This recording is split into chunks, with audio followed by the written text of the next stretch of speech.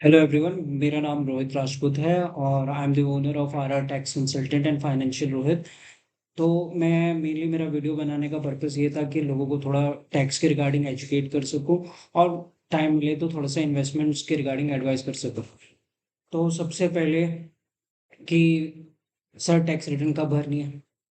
Tax return तब भरनी है, आपके आईटीआर फॉर्म तो निकल चुके हैं, लेकिन प्रॉब्लम ये आ रही है कि जो आपकी टैक्स डिटेल्स है वो पूरी तरीके से अपडेटेड नहीं हुई है, जो कि आपके लास्ट वीक ऑफ अप्रैल में हो जाएगी या स्टार्टिंग वीक ऑफ मई में हो जाएगी।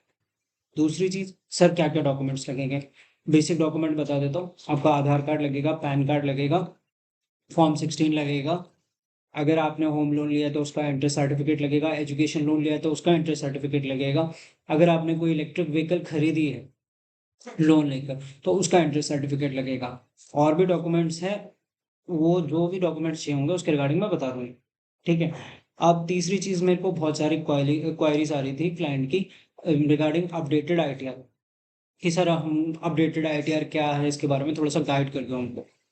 अगर आपने किसी साल में आपने टैक्स रिटर्न मिस कर दिया है, फाइल नहीं करी है और उस साल में आपकी इनकम थी, तो इस पहली चीज तो आप अपडेटेड आईटीआर के थ्रू उसको फाइल कर सकते हो। जो आपकी टैक्स लाइबिलिटी बनती होगी वो पे कर देना, ठीक है। या आपने कोई मिस रिपोर्टिंग ऑफ इनकम कर रखी है, गलत इनकम फाइल कर रखी है, या एसेट डिडक्शंस या क्लेम कर रखे हैं जो गलत है, ठीक है। एसेट डिडक्शन और क्लेम्स कर रखे हैं जो गलत है, तो आप अपडेटेड आईटीआर के थ्रू उसको ठीक कर सकते हैं, ठीक है। उसके बाद अगर आपको ये लगता है कि मैंने कोई क्लेम ऐसा डाला है जो बोगस है, फेक है, तो वो भी आप अपडेटेड आईटीआर के थ्रू कर सकते हो। चौथी चीज है आपके रॉन्ग रिफंड और रॉन्ग क्लेम्स। आजकल ये बहुत चल रहा है कि लोग कुछ भी डाल दे रहे हैं कि सर रिफंड चाहिए तो आप कुछ भी डाल दो, तो ऐसा नहीं होता। क्योंकि इनकम टैक्स डिपार्टमेंट की आपके ऊपर नजर होती है। सबको लगता है कि नहीं यार, डिपार्टमेंट की नजर नहीं होती, नहीं होती है, ऑफकोर्स होती है।